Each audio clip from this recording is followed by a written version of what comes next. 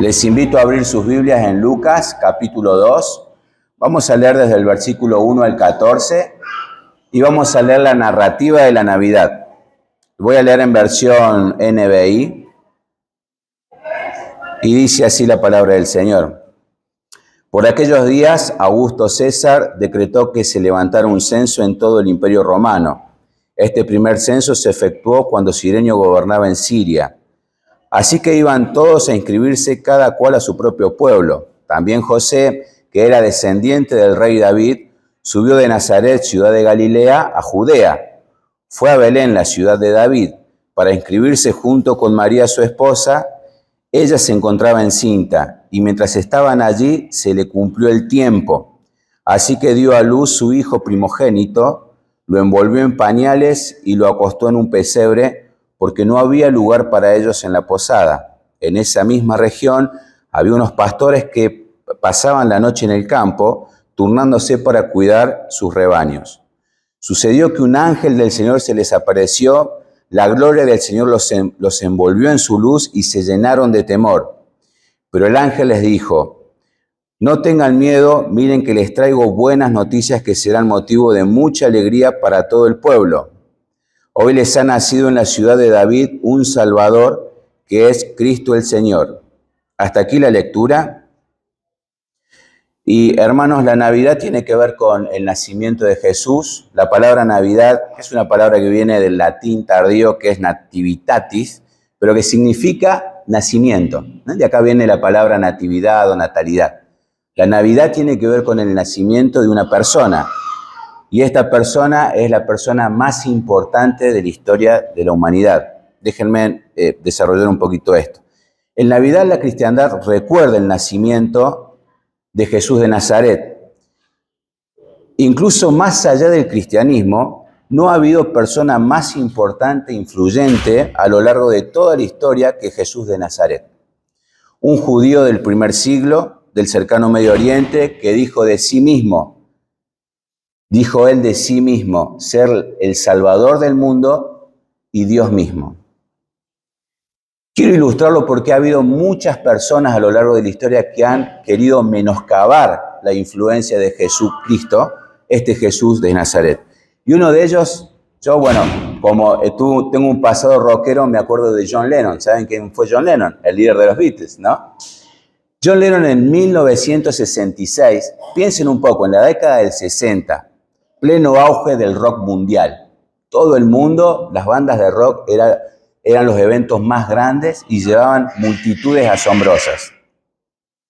John Lennon dijo en 1966 que el cristianismo estaba en decadencia y que los Beatles se habían vuelto más populares que Jesucristo. ¿Habían escuchado esto? Esto dijo John Lennon. Sin embargo, hoy en día los Beatles ya no tienen el reconocimiento y la influencia que lucían en su época, pero Jesucristo sigue siendo importante.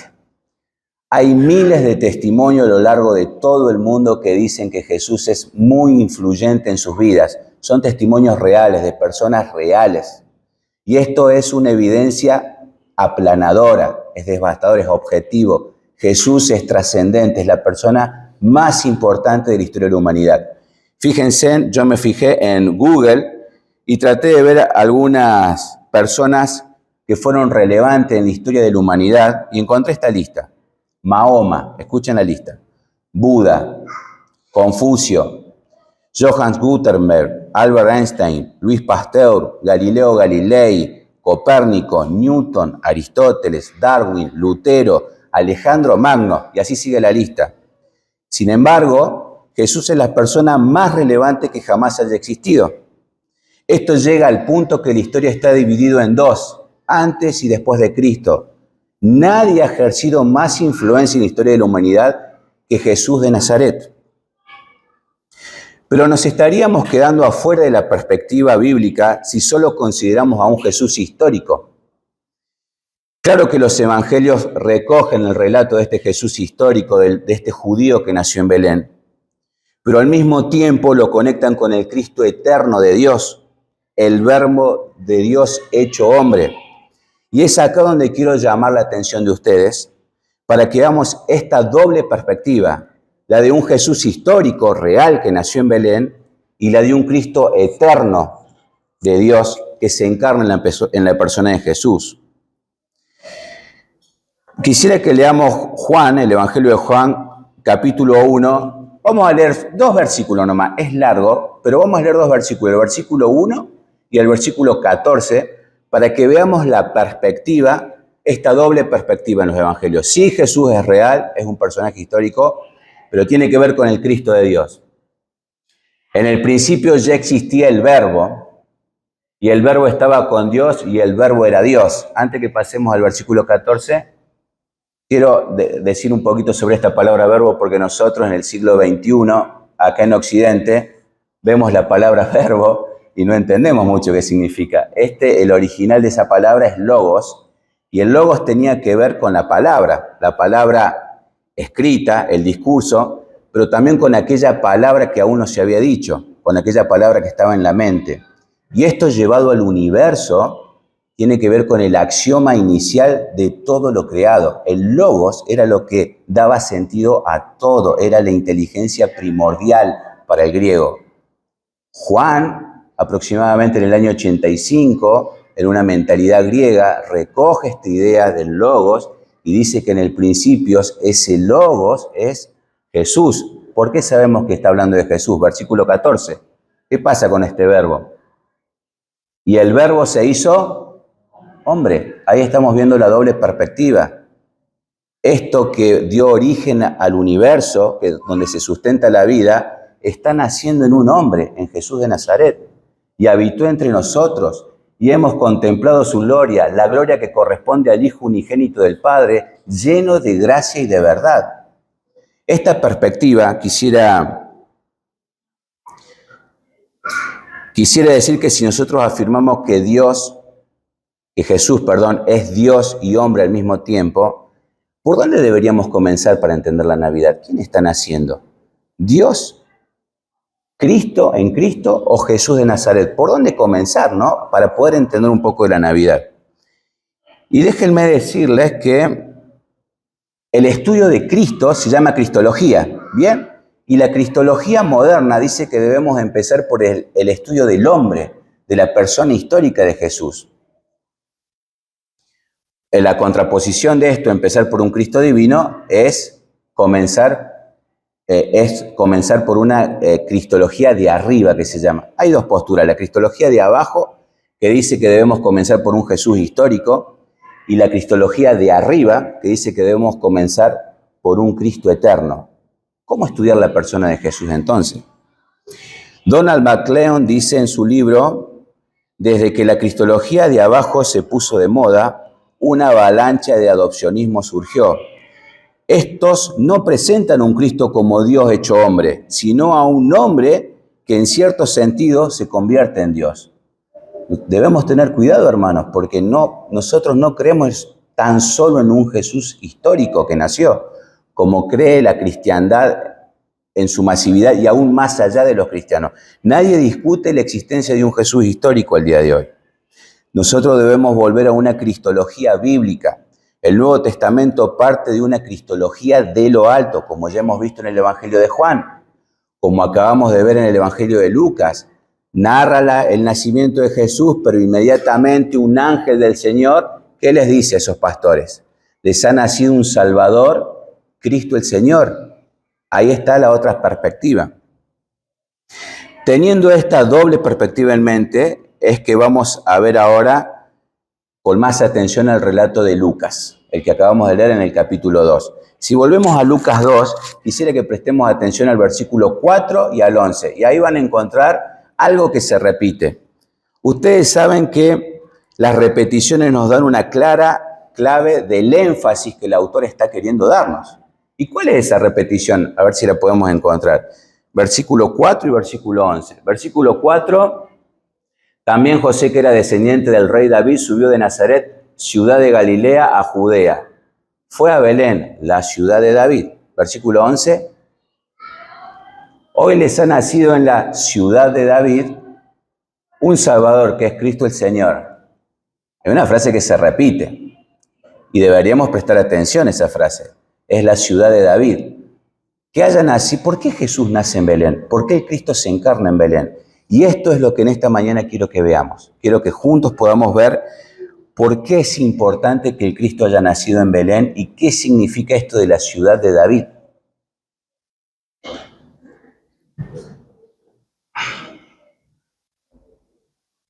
Para poder entender la Navidad y a Jesús, quién está naciendo, necesitamos tener una comprensión de la historia más amplia del Antiguo Testamento.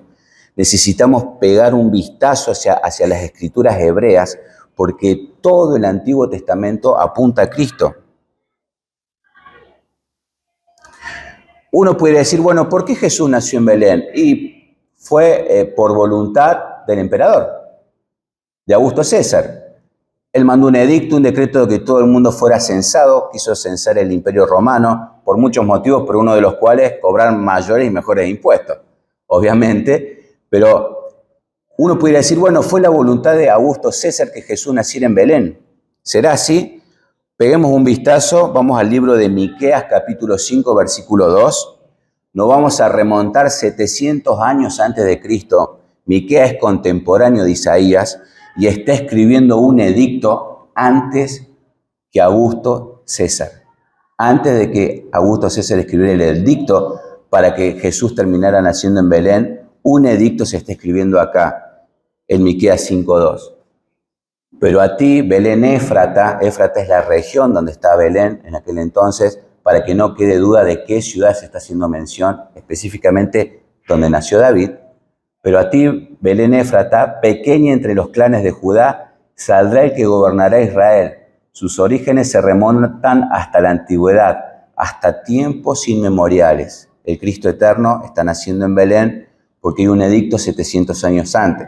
Entonces, cuando uno toma una mirada del Antiguo Testamento y empezamos a observar, podemos ampliar nuestra comprensión de quién está naciendo en Navidad y va a cobrar más sentido la Navidad para todos nosotros.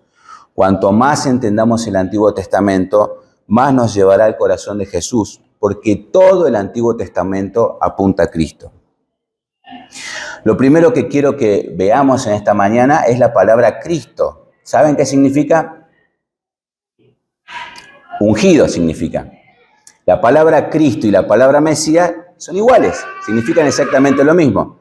Mesías es hebreo, Mesías, y Cristo es griego, Christos. Así que Mesías y Cristo es la misma palabra y significa ungido. ¿Y qué es un ungido? Hoy hay muchos ungidos dando vuelta, pero nosotros queremos saber en el Antiguo Testamento, en las escrituras hebreas, qué era un ungido. Solamente a 3 personas se ungían en el Antiguo Testamento: reyes, sacerdotes y profetas. La unción tenía que ver con apartar a la persona para los propósitos de Dios. Era un ministerio específico que iba a ser encomendado por Dios. Y esto tiene que ver el Mesías, el Cristo, el ungido. Para que podamos entender un poquito más de esto, quisiera que veamos 2 pactos en el Antiguo Testamento, pero van a ser muy rápidos. El de Abraham y el de David. Vamos a Génesis capítulo 12. Todos conocemos este pasaje, pero nos va a servir para refrescar quién está naciendo en Belén, porque está conectado con Abraham. 2000 años antes de Cristo, 2100 años antes de Cristo, el Señor le dijo a Abraham: deja tu tierra, tus parientes y la casa de tu padre y vete a la tierra que te mostraré. Vamos a ir hasta el versículo 3. Versículo 2. Haré de ti una nación grande y te bendeciré. Haré famoso tu nombre y serás una bendición. El 3 dice: bendeciré a los que te bendigan y maldeciré a los que te maldigan. Por medio de ti serán bendecidas todas las familias de la tierra. De la descendencia de Abraham vendría la bendición a todas las familias de la tierra. Y el versículo 7, saltemos al versículo 7. Allí el Señor se le apareció a Abraham y le dijo: yo le daré esta tierra a tu descendencia. Entonces Abraham erigió un altar al Señor porque se le había aparecido. Esto de la tierra prometida, recuerdan que cuando está Abraham vivo no existe el pueblo de Israel, no existen los judíos. De la descendencia de Abraham haría un pueblo, ese es el pueblo judío. y a ese pueblo le había prometido una tierra. Hasta aquí. Ahora quiero que veamos quién es David. ¿Quién fue David? David fue el primero que consiguió para Israel la posesión de todo el territorio prometido a Abraham. La promesa que acabamos de ver. David es el rey de Israel que trae la victoria sobre todos los enemigos del pueblo de Dios e instaura la paz. David es de 1000 años antes de Cristo, o sea que Abraham 2000, David 1000 antes de Cristo. Durante todo este tiempo no se había adquirido la tierra prometida en su totalidad, sino de manera parcial. Pero el rey David, en su reinado, establece la soberanía de Dios sobre toda la tierra prometida. Vayamos a 2 de Samuel, capítulo 7, versículo 2 y 16. Y este creo que es el pasaje más importante de esta mañana. Estamos leyendo varios pasajes, estamos en el Antiguo Testamento y les pido atención porque vamos a poder ver un lenguaje que vamos a empezar a conectar con la Navidad. 2 de Samuel, capítulo 7, vamos a leer desde el versículo 12 al 16. Bien. Cuando tu vida llegue a su fin, disculpen, acá previo a esto David dice, ya ha conquistado todo, está gozando de su reinado y el arca del pacto que ha sido traído por él a Jerusalén está en una carpa. Y dice David, ¿cómo puede ser que yo viva en un palacio de cedro, en un palacio excelente y el arca del pacto que representa la presencia de Dios está en una carpa? Voy a hacerle una casa a Dios en honor a Él. Y Dios le dice, no me la vas a hacer vos. Y ahora, esto está en ese contexto. Dice, cuando tu vida llegue a su fin, es decir, David, cuando te mueras y vayas a descansar entre tus antepasados, yo pondré en el trono a uno de tus propios descendientes y afirmaré su reino. Será él quien construye una casa en mi honor. Uno piensa inmediatamente en el hijo de David, en Salomón, que es quien hace la casa a Dios y pone el arca del pacto en el lugar santísimo, ¿no es cierto? Y yo afirmaré su trono real para siempre, para siempre. Salomón para siempre, vivió para siempre Salomón. El reinado de Salomón se extendió para siempre. Es acá donde tenemos que empezar a ver esto. Fíjense, dice, yo seré su padre. Está hablando de la descendencia de David, del hijo. Acá empieza a ponerse bueno, del hijo de David. El descendiente de David es el hijo de David. El hijo de David, dice Dios, yo seré su padre. Y él será mi hijo, el hijo de Dios. El hijo de David, el hijo de Dios. Cuando haga lo malo, lo castigaré con vara y azotes como lo haría un padre. Permítame decirle que en esta sociedad occidental, blanda, psicológica, esto está mal visto como castigo infantil. Pero esto lo que está diciendo es que el padre que ama a su hijo lo disciplina. Y lo que está queriendo decir el pasaje es que yo lo voy a tratar como un padre trata a su hijo que ama. Eso está diciendo el pasaje. Seguimos. Sin embargo, no le negaré mi amor como se lo negué a Saúl, a quien abandoné para abrirte paso, le dice a David. Y el último versículo, tu casa, que significa tu descendencia, está hablando de la descendencia de David, del hijo de David, del hijo de Dios, tu casa y tu reino durarán para siempre delante de mí. Tu trono quedará establecido para siempre. Un descendiente de David restablecería el reino para siempre. Sería un hijo de David, un hijo de Dios. Claro que se refiere en una primera instancia a Salomón, pero nos damos cuenta que esta promesa excede a cualquier ser humano. Nos está tratando de un ser humano ordinario, el que va a llevar a cabo este reinado eterno. Es acá, 1000 años antes de Cristo, donde comienza una expectativa del advenimiento del Mesías. Los eruditos, los expertos en la Escritura, comienzan a notar a partir de esto y luego de otras profecías que ellos han perdido la tierra prometida, que ellos están viviendo bajo el yugo de sus enemigos y que acá hay promesas de cumplimiento que iban a ser igual que en el tiempo de David, pero durarían para siempre. Esta expectativa se refuerza 300 años luego de David. Solamente vamos a leer este otro pasaje del Antiguo Testamento, en Isaías capítulo 9. Ya leímos parte de este pasaje el domingo pasado. Manuel hizo hincapié en el versículo 6, que lo vamos a leer ahora, pero nosotros vamos a ver el versículo 7. Fíjense, versículo 6 del que habló nuestro hermano Manuel. Porque nos ha nacido un niño, una profecía acerca de este mismo Mesías, ya lo verán.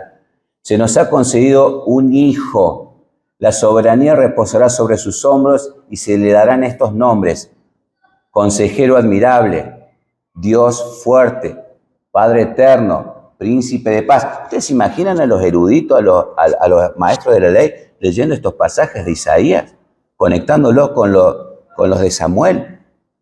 ¿De qué está hablando? ¿Nacería Dios como un hombre que traería un reino, un Mesías? Pero ahora fíjense en el versículo 7.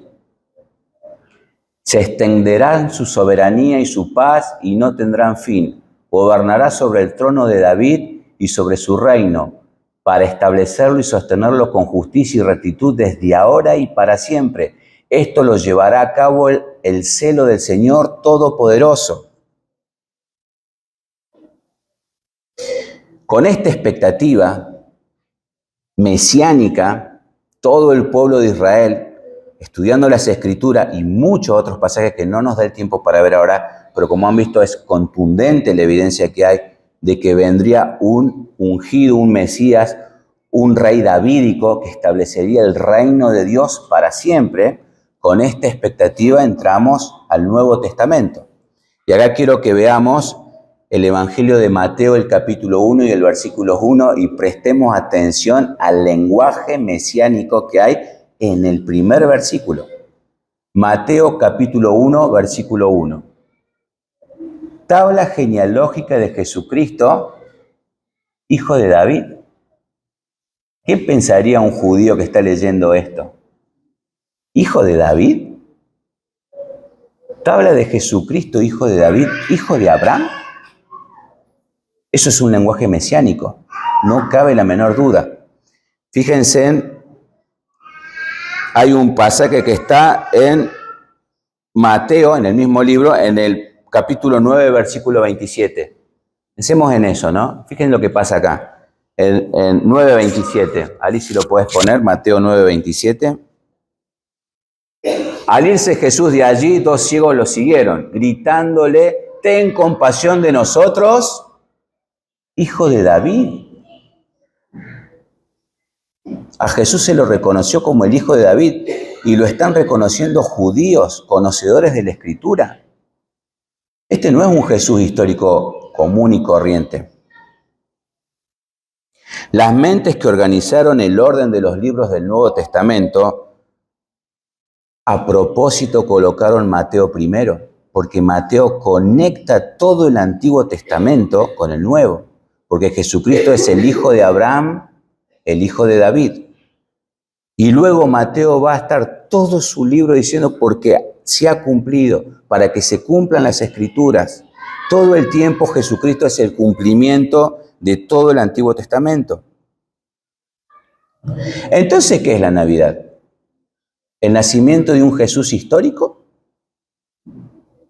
La Navidad es aquel día, hace ya 2000 años, que los pactos de Dios que hizo con Abraham y David se cumplieron cuando el Mesías se encarnó en el nacimiento de Jesús de Nazaret. En Navidad celebramos el nacimiento de Jesús de Nazaret y la venida de Cristo el Señor, como lo dicen los ángeles en Lucas, capítulo 2, versículo 11.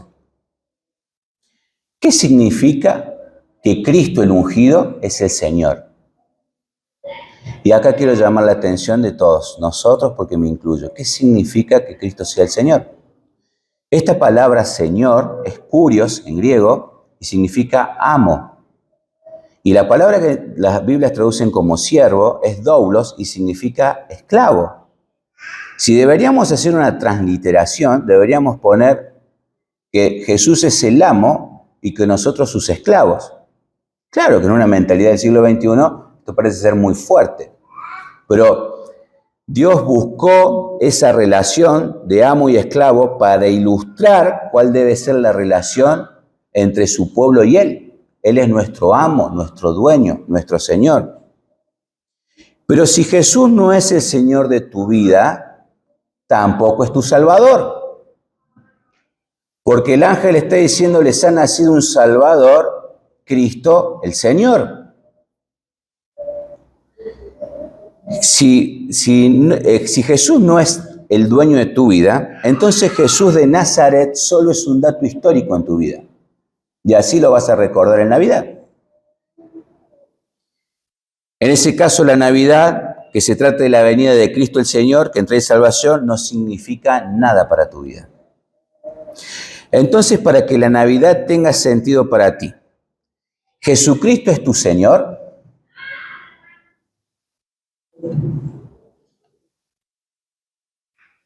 Que sea tu Señor significa que es tu dueño y que haces todo lo que te manda que hagas. Y eso se encuentra registrado en las Escrituras. Te vuelvo a preguntar, ¿Jesucristo es tu Señor? Leamos Mateo capítulo 7, versículo 21, y este es el último pasaje que nos va a ilustrar qué significa el señorío de Cristo. Porque hay muchos diciendo, Señor, Señor. Dice Jesús, no todo el que me dice Señor, Señor entrará en el reino de los cielos, sino solo el que hace la voluntad de mi Padre que está en el cielo. Por lo cual una oración no te puede hacer salvo, porque si Cristo no es tu Señor, no hay salvación.